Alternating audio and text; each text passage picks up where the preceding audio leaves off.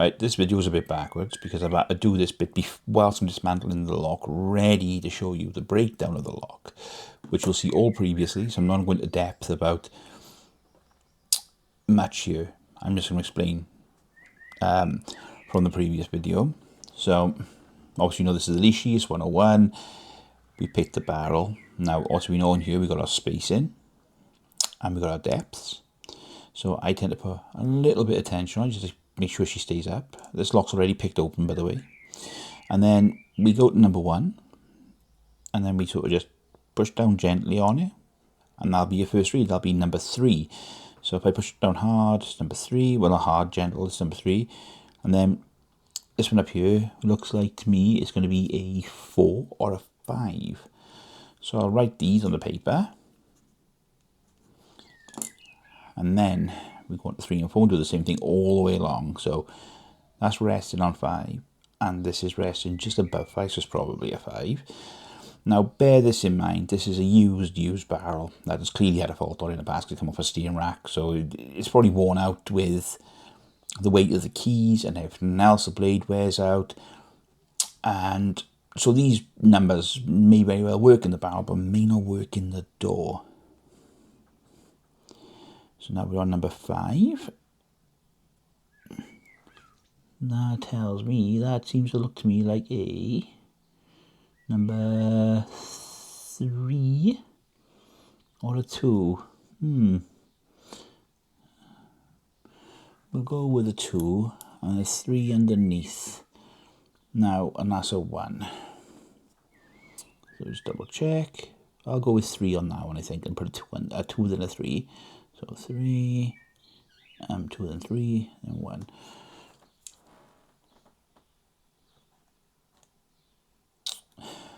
The reason I do the numbers this way is because I said, oh, I'll do 2 then 3, because 3 would be a deeper cut. So that means we can try it on this number, and then if the cut's deeper, we just put the numbers in the machine and we cut it again, and it saves us blades.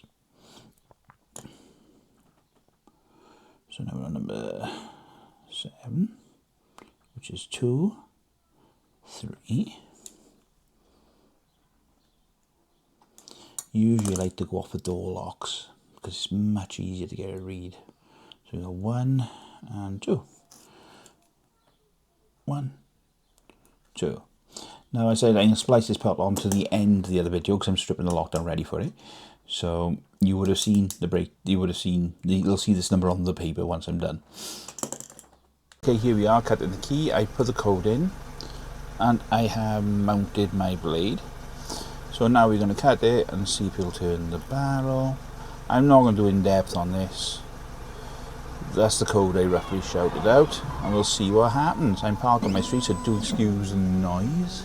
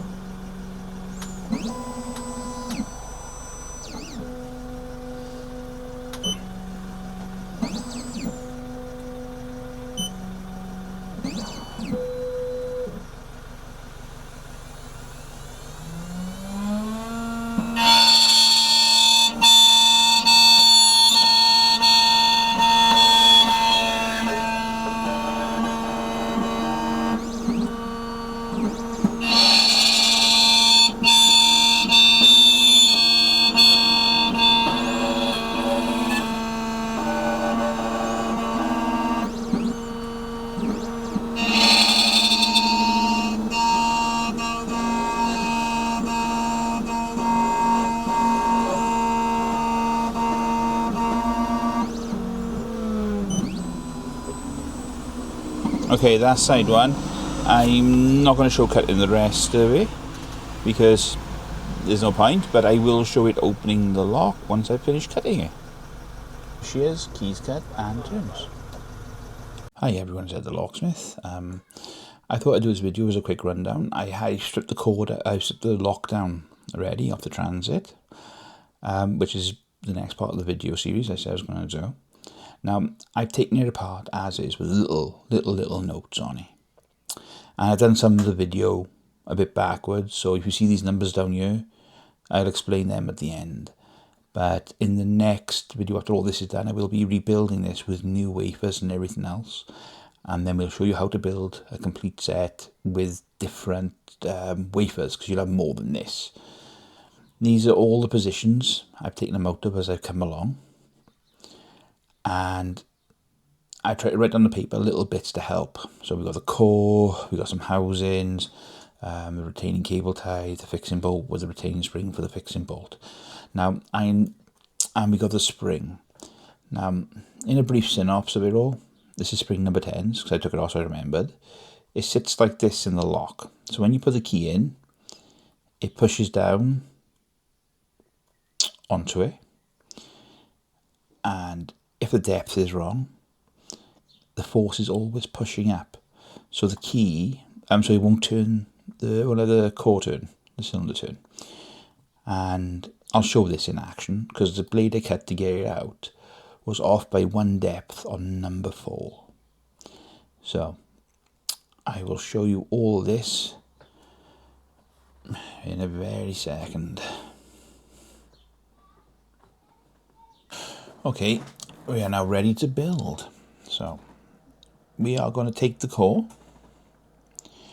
and obviously I'm not going to put springs in because I've already left all the springs in the little holes where they're supposed to go. But usually when people do this, they have a blade ready, cut from the door, and then we, for example, I got one in my hand, we'll push it through, and then as you can see where it lies. It's not protruding, so it's going to turn. So then, let's get that back out because we know where they're all going, we don't need it. And then we got number 2. Now usually the way I do it is I look at the numbers from the machine or from the key I've already cut, or you might need a new blade, so I'll cut that, and that's usually what I do. And with that, I tend to, well, just get the numbers off the machine, and then I put the numbers in, and that's about it, really. Now, I can't remember if it was number 3 or number 4. I think it was number 3 was the issue, or number 4. I don't know. Let's find out. I can't remember which one I said it was. There's number 4. There's number 3. I can just slide it in. I'll try to keep it on camera because I do keep forgetting it's in front of me. Now if we push the key in, there we go. Number 4 is the issue. As you can see from this angle, she's protruding up, so she's stuck. So the whole point of that is, if you get the wrong depth, or someone puts the wrong key in the vehicle, into the barrel, it won't turn in the core, it'll just stop. So if I take this out, it should just turn absolutely freely. So that's number 4. I'll put this back down here, and then if I put the blade in, there we go. As you can see, she'll run smooth across the top. But if I pull this out a bit, and we'll do it from the opposite side obviously, we will turn and she's stuck. Now, for the sake of the video, I will leave number 4 out because I know that depth was wrong from what I cut. Take the key out. So like I said, usually in the corners there's numbers written on them, but I'll get more into depth now with a different video again, showing a new rebuild basically. But I will renew all this, just put new wafers in it, and we'll make it work with the same blade basically, except I'll cut that one correctly on it. So I'll quickly whip this back together. We're on number 7 and 8. As you can see, they do go in twos because, as you know, on the 101, you got either one on the top. You got 1, 2, 3, 4, 5, 6, 7, 8, and 9, 10. Now, I know I've left number 10 spring out. If I can pick it up with my greasy fingers from this lock, because I'm absolutely manky because of it, we'll just slide it in there like that. and then we'll slide this into here.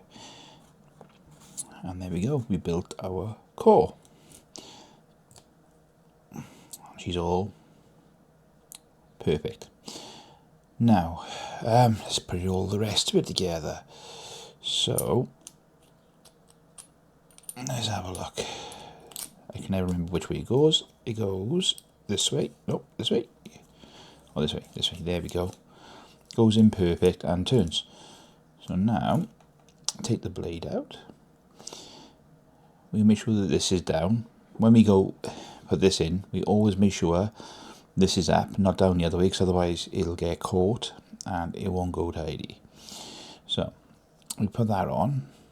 The next step would be the white cable tie, which I believe, knowing my luck right now, I believe I just lost it. That's never a good sign. Let's go see if I can find it. Oops.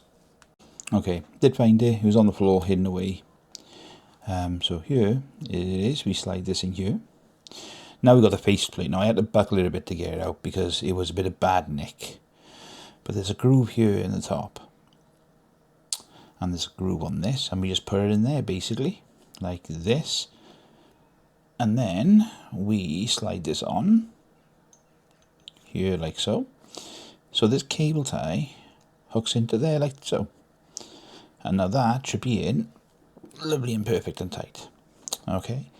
Now we have this bit here with the grooves. Now this bit is for the retaining, the fixing bolt I call that. I mean, I don't know if it's a proper technical term, but that's what I call it. You'll see there's cutouts on it, and for the shape, and it should just slide in there like so. And there we go, goes in lovely. Next is this, the retaining spring. So we slide it in like that, like so. It slides in. Use your tweezers or little pointy anything, and she will push it in. I'm trying to be careful with this one because these are my really expensive ones. Where's my flathead gone? Oh my goodness, this one's been a bit of a pest. In he goes. Oh my gosh, or not. Wow. This one's been a right pain in the butt. So, in. And there. Now she's clipped in. And now we have rebuilt our barrel. I do apologise, it's been a bit of a weird video because everything I wanted to do has gone wrong. But the next one will go a lot better because we'll be renewing this one. And that should be it. So the next step will be decoding. And then we'll be cutting the blade, I've already showed you. And then that's it for the video. I hope everything goes super duper well. For you at least anyway, better than what my video did in all honesty. And if there's any issues and you want to ask any questions, please feel free to do so in the chat.